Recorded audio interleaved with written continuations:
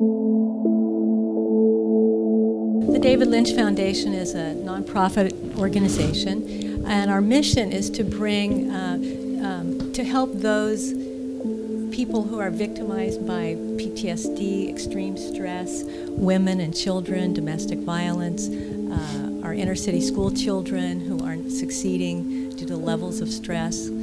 And so that's our mission. And one of our modalities of helping people is through the transcendental meditation technique, which is a very simple, natural, effortless mental technique, but also allows the mind, the body, a very deep level of rest. And both of these together, the mind being able to transcend from a very active thinking level, like the waves on the surface of the ocean, but underneath all that activity, there is this realm of our mind that's silent, that's expansive, the source of all our creative intelligence. And so during TM, it's a technique that allows us to contact that dimension. It's always been there, but how do you get there? This is a technique that allows that. But it also allows the body a very significant, profound level of rest, which allows the body to heal, to reset. So this is a very integrated but two-pronged approach to helping people heal, recover their well-being, develop their full potential. And there's research. Yes, and this is an evidence-based approach over the last 40 years, especially in the last 20 years, gold standard randomized controlled studies that really demonstrate the effects of TM on so many different areas. I'm just going to get something for a moment I want to share with you about the research. If you're interested in research, I think we all are. Yes. We live in a scientific age. We do. And there's been so much research about the effects of TM that about 3 years ago, Dr. Norman Rosenthal, who's a nationally known psychiatrist and past head of National Institutes of Mental Health, himself was practicing transcendental meditation and wrote this book. It's called Transcendence. And I think it's a really good read. He's a researcher. He does not go beyond the demonstrated effects of TM, but he makes it very lively. He interviewed hundreds of meditators around the country, and their stories are very compelling about how this simple technique can, as I mentioned, reduce the effects of post-traumatic stress, people suffering from addictions, violence, anxiety, depression. And so it's been well documented in many different areas. And I think that's part of the appeal. It's very simple to practice, very easy to learn, and the results accrue rather quickly. There was a recent study about college students, because I feel I'd like to talk a little bit about what you have seen with the practice of this in, basically developing minds, growing minds, and then specifically also women, if there are studies that show different effects or processes for women. Beautiful question. Yeah, good populations to talk about, because what's alarming is that levels of anxiety have probably never been higher. A colleague of ours, Dr. Bill Stixrud, who's a neuropsychiatrist, famous doctor in Washington, D.C., who works with children with ADHD and developmental disorders, delays, and so on. But he said he's seeing levels of anxiety now in 7-year-old girls that a decade ago we would have considered a psychiatric disorder in an adult. Wow. So I'm sure we've all had moments of anxiety, but when anxiety is a constant feature of your life, it's really hard to function. And it's been found that TM reduces anxiety very quickly. Within most of the research in TM just requires a test period of about 3 months to 6 months, and they found that anxiety decreases dramatically, depression decreases dramatically, and so children, when the anxiety goes down, they can begin to learn better. Kids with ADHD, the symptoms of ADHD decrease within 3 months, very quickly and profoundly. So it allows children to get back on track with being able to learn. And when you're distracted, when you can't focus, when there's a lot of anxiety or depression, pressure, it's hard to focus. And as TM allows the mind to contact that field of silence, comfort within, quiet, connection with that deep source of creativity inside. It's always been there, but how do you connect with it? This is the tool to do it. Just an anecdotal note, I learned TM as I was finishing my student teaching 10th grade English some decades ago. And at the end of that semester, I found, you know, I really like teaching, and I like teaching literature, and I really like 10th graders, but you know, there's something missing. And as a teacher, I wanted to know, how could I support all the students to learn well and succeed to their best ability? And that next semester, I learned transcendental meditation, and the light bulb went on. I thought, this is it. Awaken the knower inside, that field of unbounded consciousness. That's who we really are. Not just the expressions of our mind and speech and behavior, but contacting that source changes the brain, really allows us to connect with that, establish our thinking, coming from that deep, profound level. Memory improves, performance improves. I mean, real results. Right. But it also makes, you know, learning a joy. And it's not just for children. We're all still learning. So TM is a tool for anyone and everyone to just keep growing throughout life, awakening more and more of your full potential. Does anybody have questions for Linda? Well, okay, I'll ask you another question that also relates to your work as a counselor. With women, it is demonstrated that women suffer mood disorders significantly more than men. Is that true? I'm not sure. Okay. I'm maybe not current on the research with that. But I would say, speaking as a woman, we sometimes tend to be more sensitive and to stressors. We're more empathetic, perhaps. So sometimes we take on the burdens of the whole family, of our whole community, and so on. And so when you know, we can connect with a deeper value of ourself, there's more resilience there, greater self-empathy, connecting with our own strengths, and also more attuned to, and where do I need to continue to grow, and asking for help and getting resources. But I do think that women in our society often have a difficult role, don't get automatically the respect or credit. There's so many books out about this now, you know. Sure. So being able to have access to this technique that really allows us to feel stronger from the inside, more connected to ourselves and who we are, is a great boon to anyone, but especially women. And I was talking with one of your colleagues who talked about how with some of the communities that you work with, the TM practice is a gateway to more work on oneself, but that it, you know, for people to whom therapy is a strange concept and like a weird thing, I wouldn't do that, this can get people closer to... I think TM and therapy go well together, and in my practice, you know, I didn't want to have a dual relationship as a TM teacher and be their therapist. So if I was working with someone, I would refer them to someone else to learn TM, because it always helped them make quicker progress. And other therapists would refer their clients to me to learn TM for the same reason. And so I think it's a wonderful thing to be able to have access. TM is a tool. I don't think, you know, it's like so, scientific research is so practical that, and it's so well recognized now. It's sort of become a household word. Yeah. And so most people feel very comfortable learning TM, coming to the center and learning TM, which maybe even 10 years ago, a little more reluctant to do so. Yeah, that must be interesting to have been inside the movement for so long and to see the acceptance growing. Yes, very much so. It's very fulfilling. And I think it's for a couple of reasons. One, the science is there. More and more people are learning TM. And so it's just more in the air.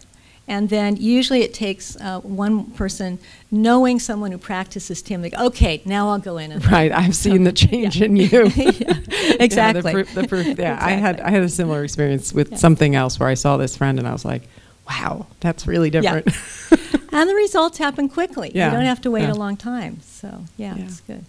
Cool. But I think I was very moved by this film. I mean, it's just so many layers and dimensions, and on one level, maybe hard to be with because of the level of pain and sorrow and feeling lost and so on. And yet, such a beautiful ending. I loved this scene about all is water and all is flowing. You know, so redemptive, and who we are as human beings we're incredibly resilient. But sometimes that impulse of life does get weighed down so much. And so it's really a wonderful thing to have access to deeper values of our own mind and heart, transcending through TM, that allows that power of life inside to keep growing and waking up and constantly transforming us into what I like to call my next better version of myself. Right.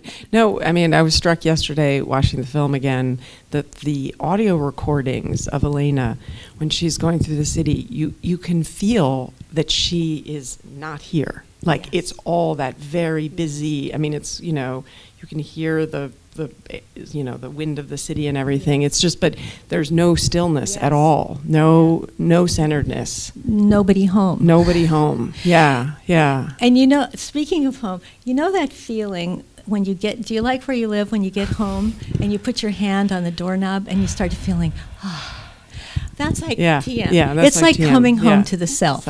And it's in there, but how do you get there? And how do you create a relationship with that quiet, with that calm, with that steady? We could call it the level around being, not just our thinking, doing aspects. And, you know, so many people with addictions will describe that they just don't feel comfortable inside. It's sort of a restlessness and anxiety. And as one gentleman put it, you know, I found Jack Daniels, and well, that took care of that. For the moment. Right. So, so coming home to the self, that's what TM is all about. No, and that's, I think, one of the things that's so painful about the film is the testimony from Elena about not having found that, sort of bouncing between U.S. and Brazil, trying to find that, but ultimately, of course, it's inside you. It's not about where you are. It's not out there. It's not out there. And, but how do you get there? How do you get there? And transcending. You know, it's our home, so there should be many ways to get there. But this tool of transcending through TM, it's a very simple, effortless, natural way to discover ourselves inside. Full disclosure, I did do TM training. Full disclosure, I'm not disciplined about meditating. If only I were. I'm sure you hear that a lot. You know, TM is simple. I know it's done morning and afternoon as a routine, twice a day. And that's how you get the most out of it. But don't feel guilty if you can't get it in every day. We're busy people. But the more you can, the better it is. You'll notice the effects accruing quite naturally. And they build over time. And you can do it on the subway. It's actually quite absolutely. Really, if you have a long enough subway ride, it's very portable. It's a very natural thing. And we're not doing anything unnatural here. We're not trying to, it doesn't involve any concentration or controlling the mind. It's not a religion. It's not a philosophy. You don't even have to believe in it, and it still works. So it's anyone can learn. All right. Any questions about, comments about the film or? I'm curious about whether you distinguish transcendental meditation from any other form of meditation. It seems to me that whole process of going inside has got to be common for anyone. Is there something special about transcendental meditation? Beautiful question. Yes, it does make it different, and thank you for bringing it up. You know, when I started teaching TM in 1972, there weren't so many other forms of meditation around. But I think partly due to the need of the time, meditation has become a household word. And in this age of science, now we can differentiate actually what's happening in different forms of meditation. How many of you have learned mindfulness or have heard of mindfulness meditation, which is a wonderful practice? It's different than TM.